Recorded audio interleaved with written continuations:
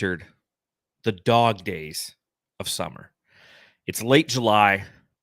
The NBA season of 21/22 is clearly in the rearview mirror. The draft is over. For the most part, free agency is over, although there's one big name still out there that we're all waiting to see if the Phoenix Suns can land. But we've now kind of entered the dog days. No summer league basketball to talk about. Not like we were going to talk about it anyways. No preseason schedule that we want to break down quite yet. Matthew, it's kind of the most boring time in the basketball year, right? There's like a 1.5 month segment of the entire 12 months of the year that's kind of boring, and we've kind of hit that time, right? We have. I think the NBA, though, is year-round now. So we have a few things like the signing, the extension of Monty, but usually there's always things going on. So I feel like next week some stuff will start to kick off. I think everyone's really waiting for the KD trade, right? Or the signing for KD or the trade, whatever's going to happen with whatever team gets up, which will be the Suns probably. But once that happens, then I think a lot more will start to fall in the NBA. A lot of headliners we can go over. Yeah, I'm with you. You know, everyone's kind of waiting on KD, and typically basketball, and one of the reasons we love basketball is it is a year-round happening. But when you hit late July, early August, it's just kind of boring. There's not a lot of stuff to talk about, not a lot of things to write about for Bright Side of the Sun. But there's the beauty of it is there is some things to talk about. So as you mentioned, you know, we're going to break down some of those things from Monty's extension to some of my thoughts on the Kevin Durant trade or not trading for Kevin Durant. What? Teaser. And then, of course, Matthew breaking down the bracket of 64, where as we navigate the dog days of summer, we talk about the 64 greatest moments from the 64 win 2021/22 Phoenix Suns and determine what was the best moment of last year. Why? Because now's the time to do that because there ain't shit else to talk about, right? Yeah, and it's difficult for a lot of Suns fans to think, you know what, I don't want to look back on that season. The ending sucked. But when I'm going through it and we're just looking at it, it's kind of fun now. It's like, oh, these are actually a lot of good moments, and they bring tears in my eyes. They make me laugh. They make me smile, and it's fun. So it's something to interact with the Jamsters, and of course we have to break down those new Cardinals helmets too later, right? We have to give our thoughts about that. Yeah, man, I already got ratioed on Twitter for that. Like today's the day of me getting ratioed on Twitter. I'm with you, man. I'm with you. I'm not the biggest fan either, so we can talk about that too, right? Yeah, we'll definitely bring that up at the back end of this podcast because I have a couple thoughts on that. And again, people were like mad at me on Twitter because I had a take on it that didn't align with theirs. Therefore, I am the devil. But welcome, ladies and gentlemen, to another edition of the Suns Jam Session podcast. You can follow the show on Twitter at Suns Jam. You can follow me on Twitter at Darth Voida, and you can follow Matthew on Twitter at Matthew Lissy. Make sure you subscribe, rate, and review wherever you're consuming this content. If you're listening to this podcast, please go to Apple Podcasts and leave a 5-star review. Don't just click 5 stars. Leave a review. Say pumpernickel turtle dick, and we'll say it right here on the podcast. If that's what you write under your 5-star, your review will read it. And if you're on Spotify, give us a 5-star review as well. It's time to pop open something cold. I've got a Marley Mellow Mood. Let's see if I get this right there. CBD infused peach raspberry beverage. Let me say that again. That is a Marley Mellow Mood peach raspberry CBD infused tea. It is delicious. Looking forward to drinking this one on the pod. Matthew, what are you pounding over there? I got some water. I had a Diet Dr. Pepper earlier, but now it's time for some water before bed. Okay. Well, fair enough. Well, I'm going to have a little CBD beforehand. Pop them if you got them, Jamsters. And let's talk about the offseason goings-ons of your Phoenix Suns. Cheers.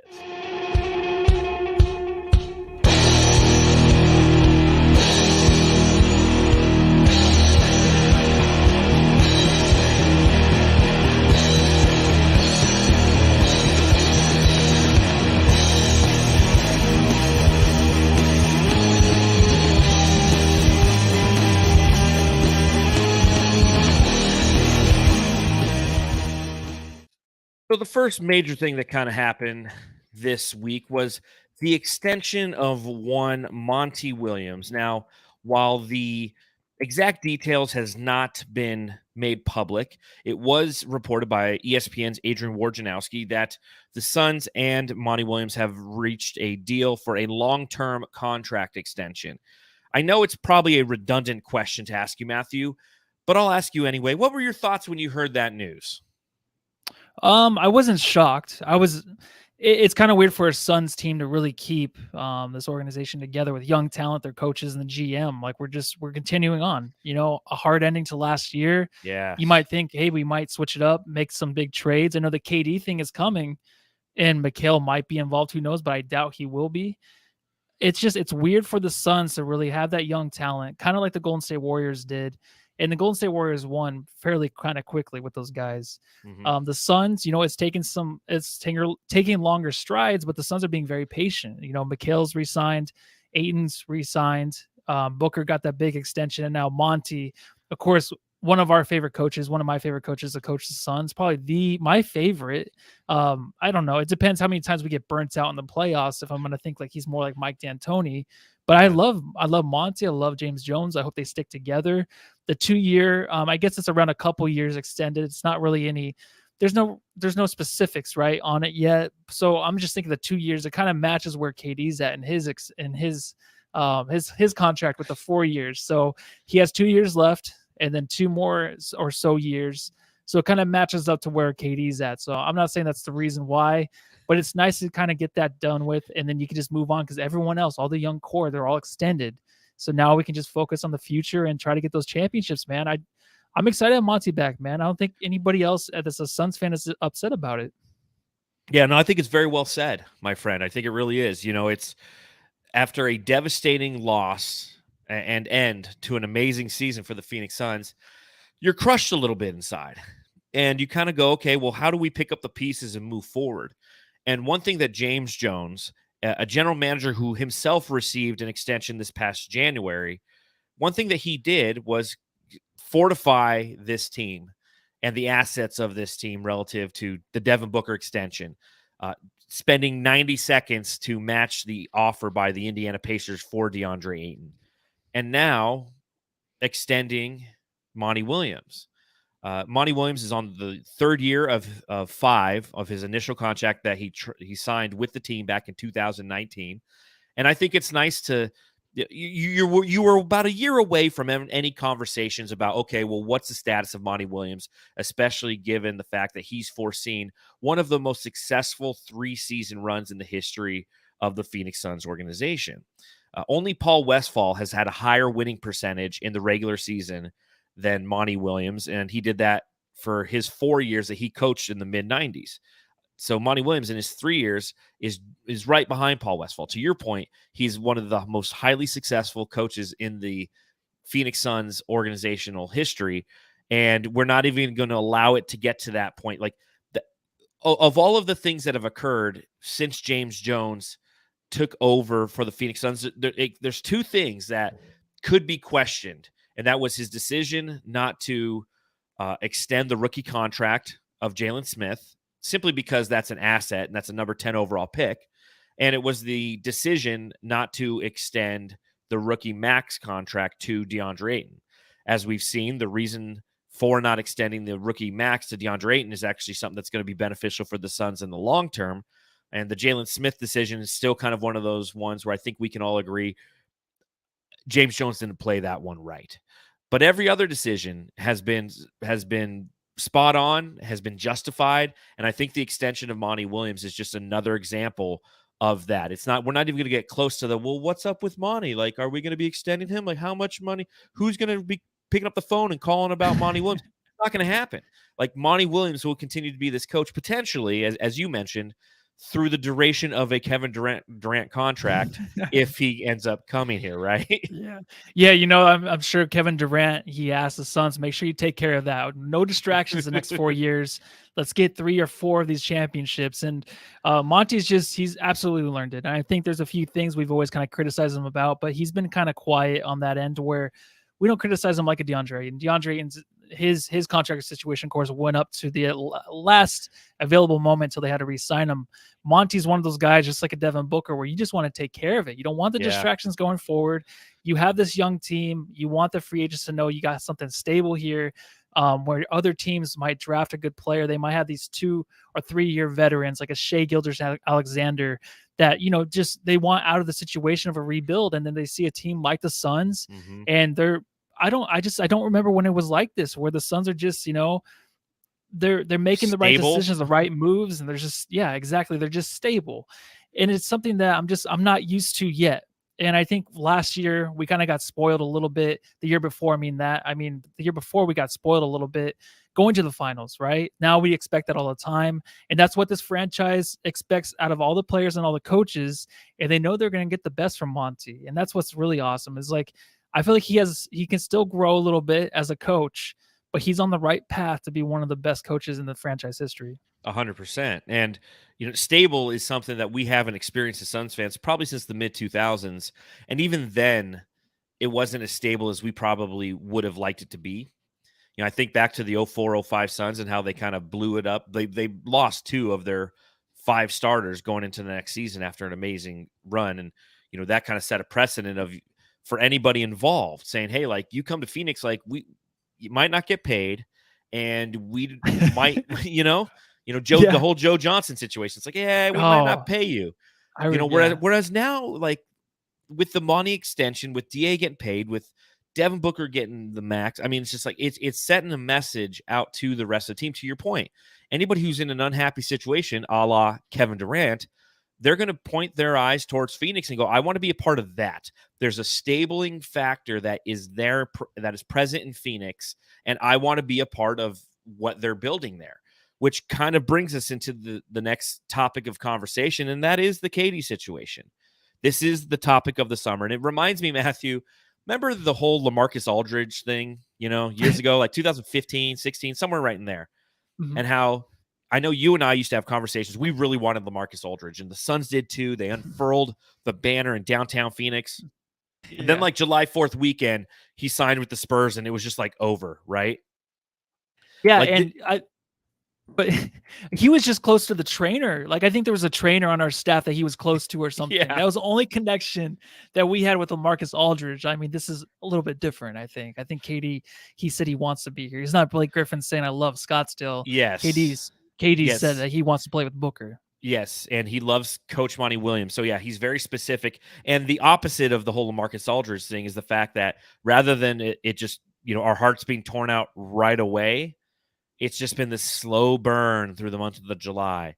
And we know it's going to be a slow burn that continues to be a topic of conversation for the remainder of the summer. And it might even go into the regular season because, let's face it, the Brooklyn Nets are demanding a Pirates ransom for Kevin Durant, as well they should. I mean, he is arguably a top 15 player of all time. I mean, Bill Simmons has him on his pantheon ahead of Shaq, ahead of Moses Malone. I mean, this is an extremely valuable talent. And seeing as he has 4 years left on his contract, as I mentioned on our last podcast, it's really hard, at least for me, to see a situation in which the Nets are going, yep, that's the proper amount. That's exactly what we want. And I believe that, Kevin Durant, we'll give him away for 4 first-round picks, 3 pick swaps, Cam Johnson, Mikal Bridges, your Dodge Ram, I need a jumbo jet. It's like they can demand a Pirates ransom.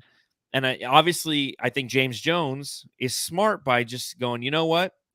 I'm not going to give up the entire franchise for Kevin Durant. There has to be lines drawn in the sand. So, like, how are you feeling right now when it comes to Kevin Durant? Because clearly, for those of you who are watching the podcast, you can see Matthew has a picture of Kevin Durant up behind him on his green screen behind him as a background. So, already you're already in Suns colors. Yeah, and I'm excited. I think it's going to happen for sure. I think, like you said, it's going to be a long, drawn-out process where it's going to happen. But Flex, I guess, on the Coast to Coast podcast did say, I'm just vaguely going over what he did say, but basically it's going to be a package where he thinks it's going to be like, oh, that's it. And the reason I think that is possible is because, I mean, you hear it all the time with these athletes, the superstars, they'll just sit out now, right? They'll sit out if they're not going to get what they want. So the Brooklyn Nets, they had their 3 years with it, didn't work out. Kevin Durant's not a guy where he's, young and he's starting a franchise. He's the face of the franchise, like a Devin Booker, where Booker can get these guys to come play with him anymore. Kevin Durant's going to go to different teams. He's going to pick and choose where he wants to go. Like when he went to Brooklyn, he just went there basically because it was a cool spot to go to. With Kyrie Irving and later on James Harden, he chose it over the Knicks because it was the cooler place to play over the Knicks. Right now, the Suns are the cool place to play. Booker's a cool player to play with, a superstar that can play with a Chris Paul. No fussing or fighting at all that you have ever heard, even with Monty Williams coming in and telling Booker, like, hey, everything is on the other side of hard that you want. Like Booker understands what he needs to win, right? He's never complained. He's never really been a guy where, Monty comes in, they have arguments. You never hear anything in the media. So Kevin Durant sees that as a sexy situation for him. And if he comes in here and wins a championship, it'll help him very, very much so. If he wins if he were to win with Kyrie, who's already won, and if he were to win with, well, not even Ben Simmons, but if they got someone else or something later on a trade deadline to help him win a championship, another asterisk. If he comes to Phoenix, it's not going to be that way. It's going to be he helped Booker get his first championship and Chris Paul. So that's a situation that Kevin in the Phoenix Suns, that's it, right? I forget which team. I think it was Kurt Warner. Yeah, with the Cardinals. If they were to win the Super Bowl, I was like, Kurt Warner would be the best quarterback ever in the history of the NFL because he won with the Cardinals. Yeah, the shitty fucking Kevin Durant wins with the Phoenix Suns. He'll go down as a top 2 player of all time. Well, I know that everyone is excited about Kevin Durant. I know you and I are both excited. I've said it before and I'll say it again. Kevin Durant is probably my favorite player who's not a member of the Phoenix Suns. I love Kevin Durant. I love watching him play. I like the way that he attacks the game. I think that he's one of the greatest scorers in the history of the game. But everybody is almost blinded by some pretty big red flags. And I thought I would do my due diligence. And for Bright Side of the Sun, I wrote an article that was titled "The Reasons Why Not to Acquire Kevin Durant." And, I'll start to get a little – I'm actually not getting as ratioed on it as I thought. But that being said, I still think we wouldn't be doing our due diligence as members of the non-Suns media if we didn't at least talk about, everybody's talking about what it would mean to have Kevin Durant here and how we could possibly win a championship. But none of that is truly guaranteed.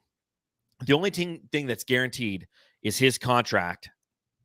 And it's the contract that he just said, hey, I'm going to sign this and I want out from the Brooklyn Nets. So what I want to do is I'm going to go over a couple, 3 different items that I brought up in that article. I'm going to break down one of the items, and I just want to kind of get your feedback on it and start a conversation. Does that work? Okay, yes. Perfect. Well, perfect. Okay, so the first thing you want to talk about when it comes to reasons why not to acquire Kevin Durant, and I know this is different. Okay, every Suns podcast you're going to right now, ladies and gentlemen, it's telling you all the reasons why we should get KD, how amazing it's going to be. Welcome to the Suns Jam Session, where we do things a little bit differently. The first thing is simply his age and his injury history, right? It's very similar to the Chris Paul argument when I wrote a piece on the reasons why we shouldn't acquire Chris Paul a few years ago for Brightside. And it's the easiest argument to make, right? And don't get me wrong, like Chris Paul definitely disproved that theory. He's an all-star in his first 2 seasons with the Phoenix Suns. And he's really proven that in the NBA, age is truly just a number. The way that the players have been taking care of their bodies is better than any time in the history of the NBA. So I understand that. But also remember that Chris Paul took a shit on us twice, and it was both when we needed him the most, and that was in the playoffs. Just saying that. Whoops. Whoopsies. Now, when you compare and you think about the Kevin Durant situation, I think the closest thing to mirror it is like the Anthony Davis situation, right? Like Anthony Davis was a player who had a long-term contract signed, and then all of a sudden he just said, fuck it, I don't want to play anymore, and I want to go to the Los Angeles Lakers. And he held that team hostage until they ultimately traded him. So Kevin Durant's in a very similar situation, and we're going to see probably a similar situation play out to your point where, the Nets don't want to have a player who's just sitting there making a ton of money and not doing anything, although they already have one of those in Ben Simmons who did it last year on the roster. But that's why potentially if a trade was to happen for Kevin Durant, it would be for less than people think because they just want to get out of that bad situation. The difference between KD and AD is AD was 26 years old going on 27 when that transaction and that whole situation with the New Orleans Pelicans occurred, right? Like KD is going to be 34 years old in September. So add to the argument that he's been physically breaking down over the last few seasons, right? Like 2016, he had a knee injury that cost him 19 games. 2017, ankle injury, 3 games. 2018, strained calf, 3 games. No big deal. 2019, people might not remember, but he missed 9 games in the NBA playoffs due to a calf injury. And when he returned, that's when he blew out his Achilles, which cost him the entire 2020 season. He missed 37 games in 2021 with a hamstring injury, and this past season he missed 21 games with a knee injury. So it's got to be considered when you're adding Durant to the team. Will he be able to complete his commitment while remaining healthy enough to lead this organization to the first ever championship, Matthew? You know what? I did think with Chris Paul, that situation, it was a little different because I just wanted someone here, injuries or not, failures or not in the playoffs. I wanted someone here to help us just go to the playoffs. You know what I mean? Mm-hmm. That's what I wanted. With Kevin Durant, he's been there, done that. He's won it all. He would have won against the Raptors if he didn't get hurt, right? He would have won that one too. And for him to come to the Suns, it would mean that we're going to be ultimate, right away. We're going to be finals contenders. I just think the whole injury thing is hard to think about because I don't want to really get into it too much because I just think that there are minor situations. I know the whole Achilles thing was terrible and he was out the whole year. That was huge, but he has adapted his game to where he is obviously a jump shooter. He can shoot from anywhere. He's 7 feet tall, so it's really easy to get a shot off, but he could still be a top 5 player in the NBA going into next year. So you're automatically going to get that. I just think it's different from it's different from the CP3 thing just because he's already won. So the Suns are going to get that. They're going to get the guy. And a lot of these teams, like if they're going into the playoffs, like the Golden State Warriors did this last year, the Warriors, a lot of people didn't think they would even go to the finals, right? They thought the Suns were going to go automatically. They never even thought about the Warriors, but the Warriors managed their injury situation so well to where it worked out in the playoffs where Steph came back and they went, of course, all the way. Klay Thompson came back. Draymond was out too. So I feel like the Suns have to do the same thing. I think we're still going to get hurt. I think Chris Paul's going to get hurt next year. Booker will have his injuries. I think it's just going to happen no matter who you have on this team going into playoffs because of the long wear and tear season, you're going to have the injuries. But I would rather have Kevin Durant on the roster with an injury. Like, hey, it's round 1. He's hurt. Sit him out. A few games here or there. Sit him out till the playoffs start. Get him back into momentum. Like he's a guy that can be injured, come back, and be like a Kawhi Leonard, where Kawhi Leonard, like everyone's scared of him coming back, right, from injury last year. If he was in that series or if he was in that game for the Clippers to go into the postseason, they probably would have won. That's the guy that Kevin Durant is. It's not like a Chris Paul where Chris Paul's hurt, he comes back. It's like, I don't know how he's going to be, right? He's older. He's a smaller point guard. Kevin Durant is just the ultimate superstar where it's like injury or not. I mean, if he is injured and he comes in and has one game left to win the series, I count on him to win that game for the Suns. That's how much I believe in this guy and why it makes sense for them to get him. And that's valid. That's definitely valid. He is a top tier talent, as we've mentioned. So, having him on the roster is better than not having him on the roster in both of our opinions. Again, the injury situation, I think that kind of plays into my next counterpoint in getting Kevin Durant. Isn't so much his injury or the injury of it's more of the injury of other teammates. And that's kind of the outgoing asset counterpoint. Because if you're going to make a deal to get Kevin Durant, you're going to have to lose some assets that you like. And in a perfect world, yeah, somehow we get Kevin Durant and we don't lose Mikal Bridges or Cam Johnson. That's a perfect world. That ain't going to happen, right?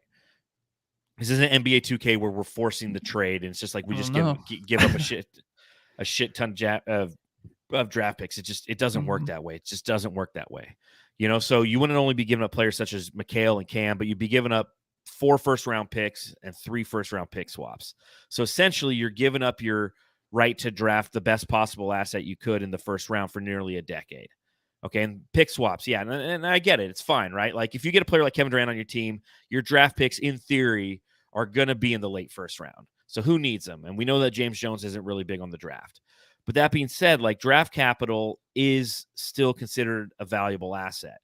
And while the post-acquiring Durant Suns, like their draft picks are not going to be high lottery picks, the possibility still does exist that they are going to be. And again, I'm talking like the 2028, 29 Suns. And I know that I'm getting way far ahead of myself when I start having that conversation about, if you're giving up all this stuff, you're handicapping your future essentially in an effort to try to win now. And again, if you're guaranteed to win now, in my opinion, it's worth it. I go back to the Lakers situation, right? They get AD, they win a championship. It might have been the bubble championship, but a championship's a championship. Okay, those fans got to experience something that we've never experienced, and that is what it feels like to have your team win it all, to win the last game of the season. So you leverage your entire future in an effort to do so. But in the interim, the lack of depth on a team, because you have to give up so many assets to do so, is something that a team like the Brooklyn Nets, for example, know all too well, right? Like, they were so top heavy in their lineup, which collectively between James Harden, Kevin Durant, and Kyrie Irving cost $116.1 million for those top three players. They couldn't withstand any other injuries. They were 10-4 when they lost Joe Harris this past year due to an ankle injury. He was out for the season. They went 34-34 the rest of the season and were swept out of the playoffs because they had no depth. And what I'm saying is, acquiring KD, one thing we have to think of is we have to give up a chunk of our depth, which is going to hurt us in the short term, and our long-term draft capital, which is something that could be detrimental if the KD situation doesn't work out. Thoughts on that? Yeah, the depth thing I think is huge for during the regular season. That's where I'm at right now with the depth. Yes. They kind of were up and down, of course, last year for the Suns, but during the regular season, you just want the rest for these older guys like Kevin Durant and Chris Paul, even a Devin Booker, right? That would help. If we can do that, we can get the depth to help with that. That's fine. Like that's what I'm looking forward to, is if we get KD, we can get some guys that can help during the regular season. But the playoffs, I'm just different. I'm just different where we have that starting lineup. If we do keep Mikal, that's a ridiculous starting lineup. It's a ridiculous starting lineup. It's insane. Lineup. It's like a dream, right? I'm gonna freaking wake up from it. And you know what they were playing with Brooklyn too last year, it was such a weird season for them in the playoffs. You kind of saw like how Steve Nash is at out coach, right? Individual basketball. You heard Goran Dragic talk about how it just seemed like Kyrie Irving and Kevin Durant were just, playing individual basketball, not playing team ball. That's not going to happen here in Phoenix. Phoenix, they're the best team basketball. They're not the best basketball team because they didn't win it all, but they're the best team during the regular season, right? So, but their depth was just so wishy-washy, even Cameron Payne. So I don't know if Cameron Payne's going to be involved in any kind of trade, but there's a lot that's going to be on his shoulders going into next year to help with Chris Paul. Because if we do get Kevin Durant, we're not going to be able to get a guy like SGA. A lot of people are really talking about Shai Gilgeous-Alexander being another option for the Suns if the Kevin Durant thing doesn't work out. That's our other guard, right? That's our future guard with Devin Booker. So if we get KD, we'll sacrifice the depth. I don't know how much it would matter in the playoffs, but just getting to the playoffs now that we know like the regular season doesn't matter. And I don't know why we did the 64 moment thing where you have to go back and watch the regular season that didn't shit. You know what I mean? So that stuff doesn't matter anymore. It's about just getting through healthy and getting ready for the playoffs. And I think that they can do that with KD. And you're right. If you want sustained success in the regular season, you need to have depth. The Suns proved that last year. We were a deep team. Ultimately, our depth hurt us in the playoffs because those guys just didn't show up in the playoffs. The bench forgot who the fuck they were in the playoffs. I don't know what happened. They all went out and got COVID together, and then they're just like, we don't know how to shoot the ball anymore. And I see some of the Jamsters, they're talking about, Kyrie Irving was fasting and barely ate during the playoffs. But I'll say this, like the Lakers are in the same situation as the Nets were. They're a very top-heavy lineup with AD, with LeBron James and Russell Westbrook. And they couldn't survive their regular season injuries to the point where they didn't even make the playoffs. The Brooklyn Nets ended as a 7 seed because they were so top-heavy as from a talent and salary standpoint that, again, your depth falters due to that. The Suns have gone out and gotten players like Josh Okogie. Like if Josh Okogie is getting minutes during the regular season, it's not going to be something that's going to be offensively productive. He's a defensive player. Like he's a specialist. You bring him in for 10 to 15 minutes sporadically to try to take out Trae Young for 10 minutes or something like that. So it's like, and that's very specified role is what the Lakers and the Brooklyn Nets had last season. They both failed at it because they couldn't survive injuries. So I get your point where it's like in the playoffs, if we can get to the playoffs healthy, and you have KD and you have McHale and you have Booker, Ayton, and fucking Chris Paul, like that team is ridiculous. And I can't sit here and tell you with a straight face that I would say I don't want that lineup. All I'm saying is we have to think that by sacrificing a bunch of assets on this team currently and in the future by bringing Kevin Durant in, we might not get to the playoffs in a situation that's going to be beneficial for the team because of either their seeding or their health injuries entering that. Because to your point, if the depth is cut out from beneath you, you're going to have to put more, you're going to have to tax those starters, that amazing, sexy, beautiful lineup. You're going to have to tax them a little bit more during the regular season because you can't bring in Josh Okogie for 25 minutes to break, Mikal Bridges and Devin Booker at stretches. You know that Jock Landale, as much as we are excited for him to play, hasn't proven really anything in the NBA yet. He's done it national or globally in the NBL, but he's not somebody who can come in and consistently provide productive minutes. So you're going to have to play Ayton a little bit more, and you're going to have to play, Kevin Durant a little bit more at the 4. So again, that's kind of my thoughts on it. And I'm not saying that bringing in Kevin Durant's off the table for me. I'm just saying we got to look at this holistically. And I think that you have to give up a lot of different things in an effort to do so. Yeah, and also last year too, we didn't have a whole lot of blowouts, I feel like. So if we were to have this situation where we were top heavy, there would be more blowouts. Or we'd have the bench come in with 25, 30-point leads against half the NBA. And I feel like last year too, our bench played probably better than our starters more than half. I feel like half the games last year, didn't they? Like, I feel like there was always those games where like the bench would come and just play better than the starters. Like, what's wrong with the starters? Towards the end of the year, it seemed like it. So, I mean, we're not going to have that, but we will have the blowout leads where like the Mike D'Antoni era where we played, the starters so much, but I feel like those minutes will be kind of slimmed down a little bit, not as much as that, but you get the blowouts, you put in the bench to see how they do, how they can hold up. And I think it'll be just enough to really get those victories during the season and not wear out the starters. Yep. I hear you. And I hear John Paul Edward de Dios in the chat. He says, it's a perspective worth pondering, but we need a superstar to win a ring. And I'll tell everyone who's listening and watching this, I am pro Durant, but it's late July. So it is a perspective worth pondering. And I'm going to ponder it, and I'm going to continue to ponder it right now because we need something to talk about. The last thing I'll talk about is Kevin Durant's ever-changing happiness. And this is a major red flag that exists with Kevin Durant, right? There's a reason that after committing to a team and a fan base for 4 years, he wants out. And he has a history of just not being satisfied. And you look at him, he's somebody who was in arguably one of the best situations in NBA history. As he was entering his prime, he signed with the Warriors as a free agent in 2016. They went to the finals 3 consecutive times. He won 2 finals MVPs, and they would have won a 3rd title had he stayed healthy and not blown out his Achilles against the Toronto Raptors. From a legacy standpoint, it just doesn't get much better than that. I mean, that guy could have stayed with that team, that organization. They probably could have won 6, 7 in a row. They had the talent to do so. He took advantage of the fact that, and the Warriors took advantage of the fact that the media rights deal ballooned the salary cap in 2016. They were able to all of a sudden add him, and you can't fault them for doing that, but then there's the whole thing where he started not feeling appreciated in Golden State. And, there was a game in which Draymond Green didn't pass him the ball when the game was tied at 106 against the Lakers, and it went to overtime, and they got into a scuffle on the court. And, the media was saying that maybe he was going to leave. So he ended up leaving, and although he has definitely stated that playing with Devin Booker, playing for Monty Williams is something that he wants to do, the one thing that scares me about Kevin Durant is if one game on a Tuesday night in Memphis, something doesn't go his way, is all of a sudden if Devin Booker, who looks like he can be an asshole sometimes, especially on the court, says something to KD that doesn't hit his ear right, does he all of a sudden want out of here? Yeah, it's worth talking about, right?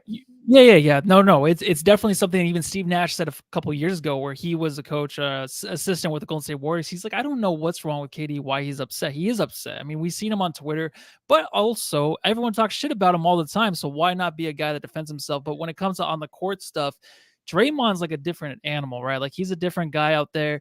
and he will say what he wants to say, right? Depending, I mean, he's won championships, so he can say whatever the hell he wants to, whatever player is out there with him battling. He can say whatever he wants, and he doesn't care about the repercussions. He doesn't care about that at all. So that, I think that's different. We don't have guys on our team right now that could say anything. I feel like Booker might be that guy. Chris Paul is absolutely that guy. Mm-hmm. But when it comes to the actual game and winning, I think Kevin Durant's just so focused where even when they had that scuffle, they were going to win that year if they didn't get hurt, right? They were going to win the championship again. Yeah. So he can be in those scuffles. Every team has arguments, right? We all see that, we all hear about, there's always things behind the scenes where these players get into arguments and we don't have to see it. We don't hear about it. So that means it's a good organization to keep it on the low down, the down low. So Kevin Durant will be in those situations with a lot of guys on this roster, but we won't hear about it. We might see stuff, but I don't care, because I think when it comes to the game, man, he's just so focused on winning where he can put it beneath him because he still wants to go out there for his own legacy and win this. It might be selfish, but just like Devin Booker, who wants to be, in his mind, he wants to be like the Joe Rogan of comedy. Like I'm gonna be the best out there, whether or not natural given talents or not. I'm gonna be the best guy out there. And Kevin Durant, he's the same way. He's gifted. He's a tall motherfucker, and he's a guy that can score from anywhere on the court, but he wants to go down as the best player in the NBA history. So having those two guys, whatever happens between any kind of conversation between anybody on the team, it's not going to matter once they get on the court, I don't think. I hope you're right.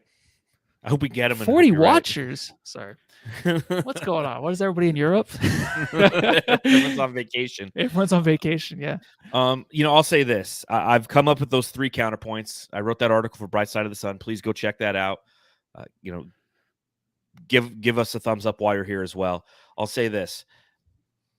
Obviously, I've thought about all these counterpoints because you should. You're not doing your due diligence and critically looking at a situation if you're just like, well, yeah, I like Kevin Durant. I'd like him on our team. The end. No, you got to think about everything all involved. And I'll say this. I still 100% want Kevin Durant on the team, despite all those things I said. I'm just challenging the narrative, right? I'm just challenging the narrative. I'm 100% for Kevin Durant on this team. If it means leveraging our future, if it means a chance at a title, like I'm there. And to root for Kevin Durant, to watch Kevin Durant play every day wearing the purple and orange for the Phoenix Suns would be fucking a dream come true. It's like having Michael Jordan join your team. It really is.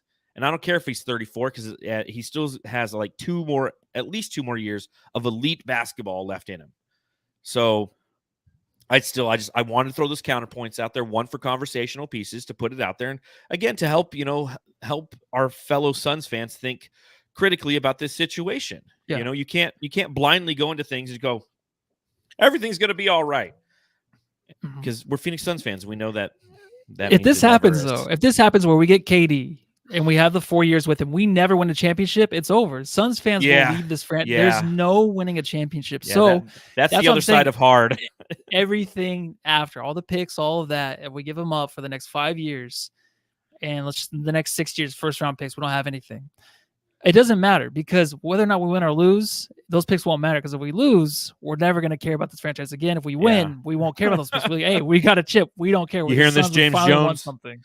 You bring KD here and you win a fucking championship. Just keep Sarge. Keep Sarge forever and always. So, Matthew, how about you tell us about the bracket of 64, something that you've been championing on our YouTube page, on Twitter. Make sure you follow us at Suns Jam so you can see that content there. Tell us what you've been up to putting this together. Well, there's 64 wins, right, last year, so it's a bracket. I actually got the idea. Bill Simmons talked about 64 something. They did a bracket, so I'm like, oh, Suns got 64 wins. Let's do 64 worthless moments about last season where no Suns want to watch those videos or anything. You know what I mean? I just think, after the Suns lost, we were all just sad. We're like, the regular season's it's a joke. Who gives a shit? But this is actually regular season, postseason, even up to this point. NBA 2K cover athlete Devin Booker, some Kendall stuff. So it's just 64 of the best moments from last year to date. Just voting on in a bracket, and I do have a video I can play. I don't know if we can play the song though. Can we get kicked? Who cares? Fire it up.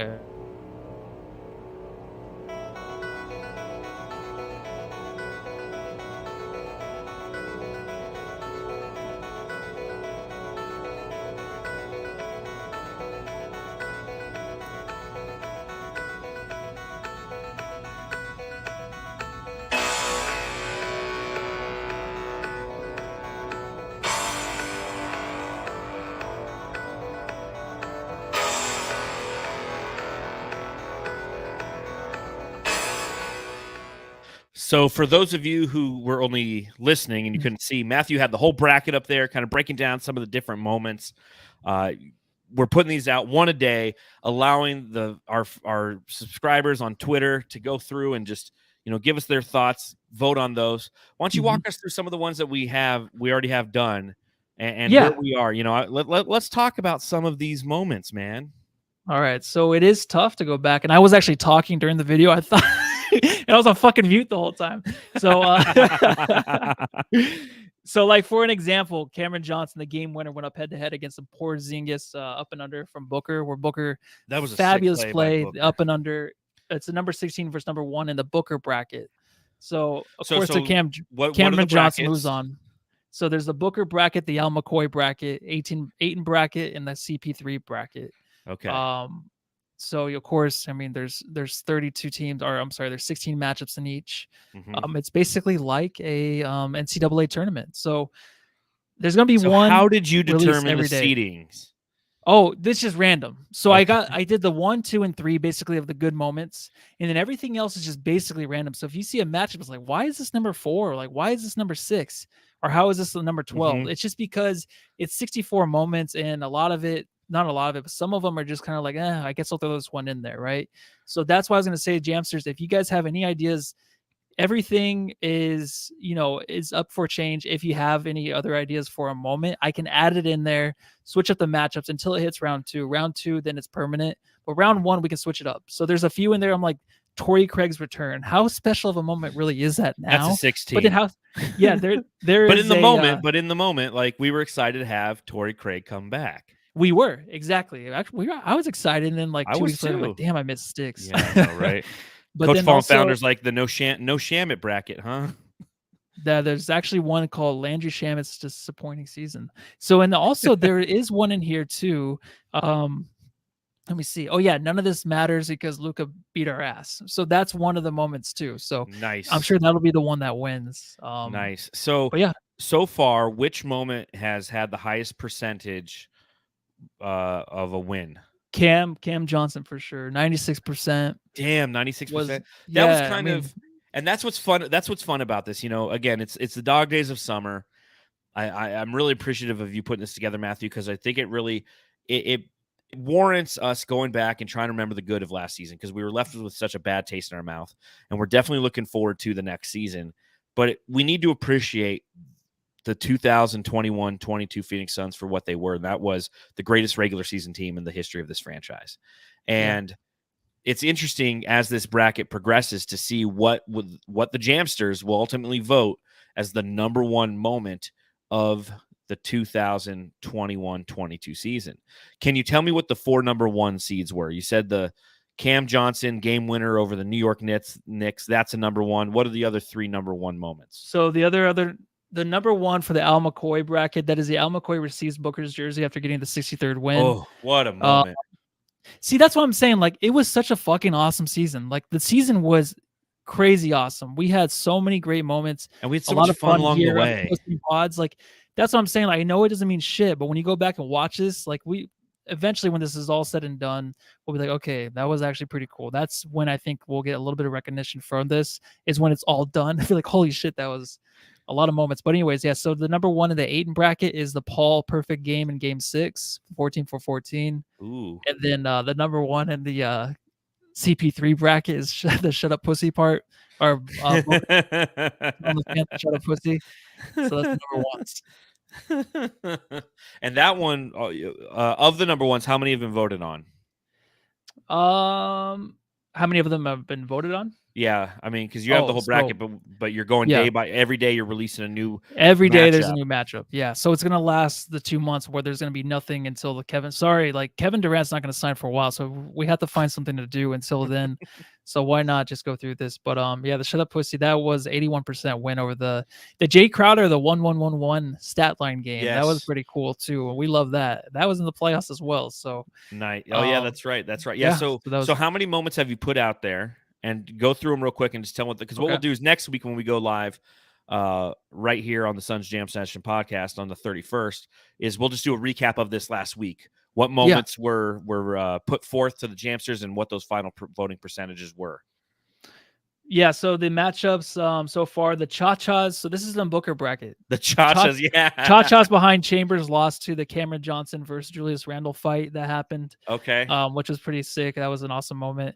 The Fuck Jay Crowder beat the JaVale McGee Skyhook. We saw that a few times in the season. He's done that in the past, but as a Suns fan with McGee, there was always something fun with him. So the Fuck Jay Crowder won that one. Okay. KD and JJ Redick, Love Booker on the podcast lost to the Payne dunk that was in the playoffs too. It came out of nowhere. What was the percentage on that one? I don't have the percentage with me right now. Okay. My apologies. So if we move over to, let me see, the Al McCoy bracket, back to that one. So Monty Williams embrace is actually out right now. So the Monty and Willie Green embrace with the whole Suns team after the Game 6 loss. After we beat the Pelicans. Or the victory. Yeah. That one is currently going up against Jay Crowder, lends a hand to Mikal Bridges, where he does that, the what's up with his tongue thing. The post-game workout, which was actually, that was a big thing. That was actually pretty fun to watch. Like, that was a very interesting moment for the Suns, where I think they played like back-to-back games or something crazy, and they did the post-game workout. But that one lost to the McGee stare down, where the pre-game, McGee was staring at the camera. That was the funniest one to watch. That one actually had me laughing a few times, because I'm like, dude, I'm gonna miss McGee so much. Gonna miss McGee, I'm gonna miss that dude. So yeah, and then this was actually an upset right here. Number 4, Jalen Smith, the Jalen Smith dunk. Lost to the Ayton playoff career high 28 points, 51% to 51 to 49. Wow. So that was a big upset. Yeah. That was out of the 3 votes. Like, that was quite a so yeah. So I think I went through them all. And next week we'll have an update. But then stay tuned, because during the week every day there's gonna be a new video on YouTube. It's a little short, they're only 15 seconds. You can watch the highlights and then vote on Twitter. Yeah, perfect. So you heard that right here, Jamsters. If you're listening to this podcast, head over to Facebook. Over to we can't even stream on Facebook anymore. Did you know that? Oh, really? Facebook's all weird. Like, in order to connect this channel to Facebook through StreamYard, it's all fucked up. So we do it on Twitch now. But head over to YouTube, watch these moments that Matthew puts out every day. Head over to our Twitter page and you can vote on them. And you mentioned McGee. It's like, do you feel that the Suns right now are worse off than they were at this time last season, roster wise? Oh yeah, it's up in the air. Yeah, it really I think last year because we needed the big, we got the big. We ended up getting Biyombo later on, but I think that the Suns with McGee, and he's going to be a starter in Dallas. That's what Jason Kidd said. So yeah, it's strange because McGee, I always thought he just was so tired all the time, right? He always just seemed like he couldn't go too long, but now he's going to be a starter. But having that guy as a backup to Ayton was a killer. That was the one thing that put us over the top. Obviously, it didn't work out, but yeah, going into the season, I'm just like, I still feel we are weak at point guard. I don't have faith in Campaign right now. So I feel like we need somebody to fortify behind him. And like, you got Damian Lee and Josh Okogie, which are 2 guys who I feel like they're solid players, but I don't know what to expect from them yet. So I don't feel like our depth is truly fortified in those areas. And everything else is just kind of the same. And again, this is a team that won 64 wins last year. So knowing that they're going into the next season with the majority of their assets intact, knowing that the majority of their assets are young assets, so they will progress and they're entering their primes, like, that should be enough to give me confidence that this team is better. But like, losing people like McGee, it does kind of hurt. And I'm looking forward to see what Jock Landale brings. I want to see what this kid has. He's somebody who played in the NBL, won a championship in the NBL. Before that, he won a championship, I believe, in Lithuania. So, I mean, the guy's kind of well-traveled and has a championship pedigree. I haven't seen it equate to the NBA. And like Fabio says, Dario's back. So I guess we're not as bad off as we need. We thought.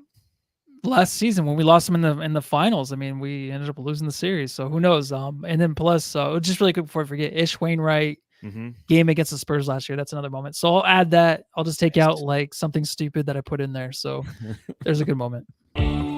Thoughts. Brains. So looking at other things around the NBA, around sports in general. Let's talk about those Cardinals helmets, man. What do you think about the Arizona Cardinals? So for those of you who didn't see, they released their new helmet today. It's a all black helmet with a black face mask. It's got like little red flakes, I guess, in the blackness of the helmet, and the Cardinals logo itself has a little 3D look to it. What are your thoughts on it? I don't mind the logo. This is just, it's really weird. I think that the flakes thing, I don't think a lot of fans will like it later in the season. They'll be like, okay, like that's enough of that shit. I think it's going to be a weird kind of thing because they're red flakes, like glitter, right? Like from a strip club or something. Like, kind of. So the thing is that drives me nuts with this. It's like, it's a cool logo. I mean, it's a cool helmet. It's cool. But then I think about the uniforms themselves. Like those need to be updated too to go along with these, right? It's just not going to match. Like I feel like the Cardinals keep adding shit to the uniforms or something, and then if they keep just adding things instead of just redoing it all, it's always going to look very strange and never match. But I kind of like the logo. I think it's kind of, I don't think that Cardinals fans towards the end of the year are going to like it very much. Right now it's cool because it's not the white. Well, yeah, exactly. If the Cowboys did something like this all black with blue specks or blue flakes, it'd be like, what? This is fucking football, dude. Like, it's not college football. Like, just get a decent NFL helmet that looks good. It can be basic, but no. Yeah, the Cardinals fans are desperate. And, the Cardinals released it. I was sitting at Auto Nation USA today. I was selling my old Dodge Ram, which took way too long. So I was, just kicking on Twitter.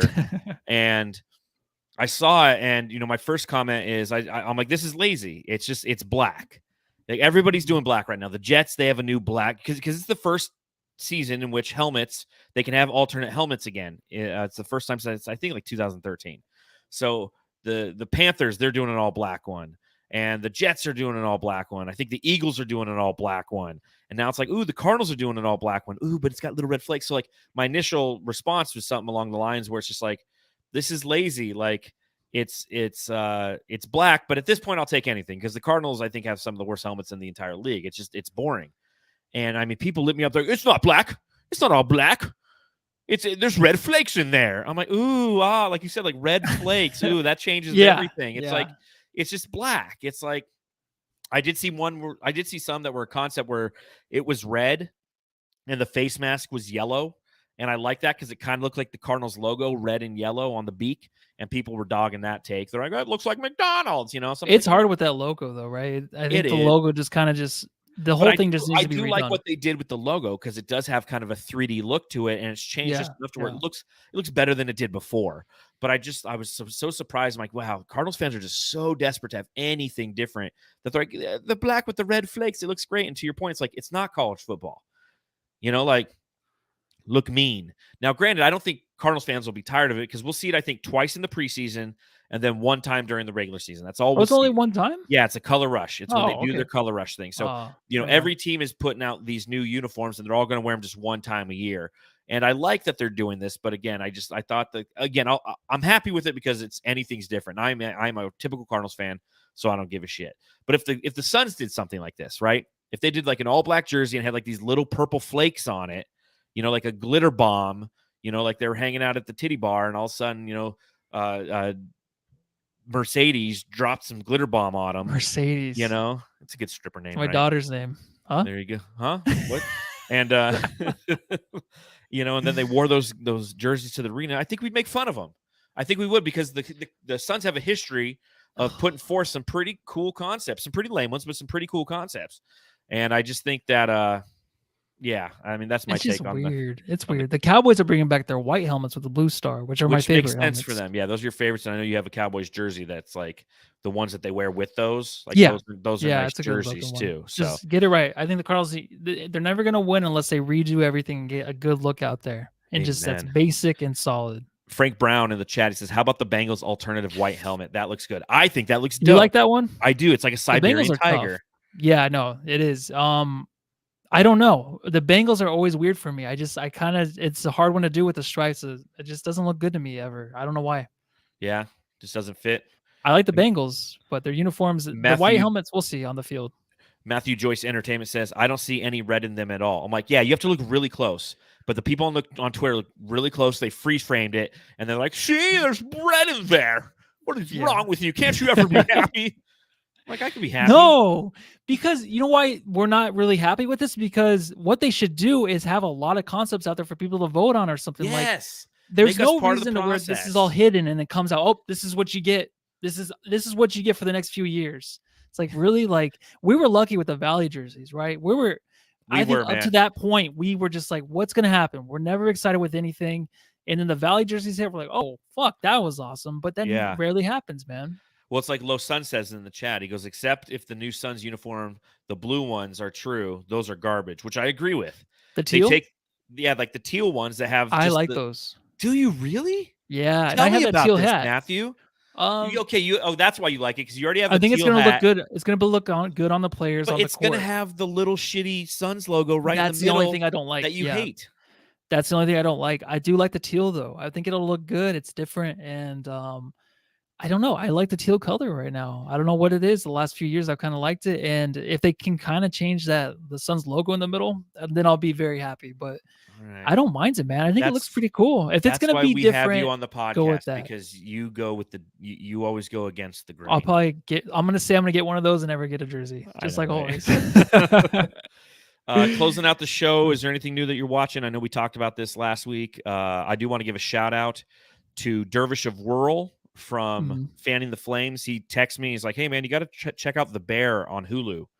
And I've really been enjoying the show. So it's a show about a guy who worked at a place like the French Laundry, which is a very upscale, high class restaurant, and he goes back to Chicago to assist in running his family sandwich shop after his brother killed himself, which sounds like a morbid show, but it's actually kind of entertaining. I enjoy it because I work in the food and beverage industry, so it's like seeing people, utilize terminology that I utilize every day, and kind of it's an entertaining show on Hulu. So thanks to Paul for recommending that one.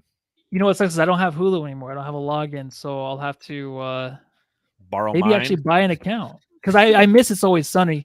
But I watched. That's on all the time in our house. We were watching it again. Yeah, today. Shannon always sends me photos of certain parts. Frank hanging. Yeah. That was today.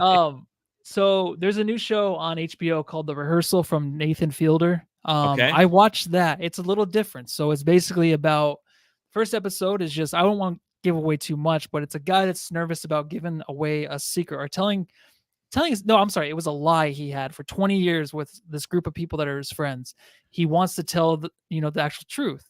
So what they do is they rehearse the moment over and over and over again with an actor that plays the people that he's going to be telling the truth for. And then they redo the whole setting. So if he goes to a bar, they remake the whole bar and they act it all out. And then he actually goes through with the situation. So it's very different. I think it's good. I give it 8 out of 10. It's cool. It's just very, very out there. Is it on? You said it's on HBO. It's on HBO. Yeah, HBO. Yeah. Nice. Yeah, maybe I'll check that out. Have you seen the new Thor? No, you didn't like it, did you? Well, what makes you think that? Because Shannon said that you guys didn't like it. And honestly, usually, do you guys agree about disliking movies? No, not always. I thought Tenet was really good, and she thought it was the stupidest fucking movie she ever seen. No, I just following Ragnarok is tough. Man, Thor Ragnarok is a fantastic movie, and this one, although as typical Marvel movies are, the action's fantastic, the story's decent, and they try a little too hard to make it funny, and maybe it's just the mood I was in when I saw it. I wasn't in the mood to necessarily roll around and laugh at Taika Waititi's jokes, but it some of the stuff just didn't land with me, but it's definitely worth seeing. I mean, that's the only thing to see in movie theaters anymore are Marvel movies. That's all there is. There's maybe too much. I'm excited for. I think X-Men's going to be kind of thrown out there now with the Marvel universe pretty soon. So I'm looking forward to that. Ooh, we'll see what that's like. But right now I'm kind of just overwhelmed with them. Yeah, it's too much. It's a little too much. So, well, I think on that note, we'll go ahead and we'll get out of here. We'll thank everybody for joining us on the Suns Jam Session podcast. Reminder, stop by the YouTube page, watch the moments in the bracket of 64 that Matthew's putting together. Go to Twitter at Suns Jam to vote on them. You can follow me on Twitter at Darth Voida. You can follow Matthew on Twitter at Matthew Lucy. And we will be back this time next week, next Sunday, 8 p.m. Arizona time, to talk about what's ever going on with the Phoenix Suns, unless Kevin Durant decides to join the team before then. Then we'll go live then. But until then, Until then, go vote or die, or go love your family. Go home and love your family. I think I'll go home and love my family. I don't want to.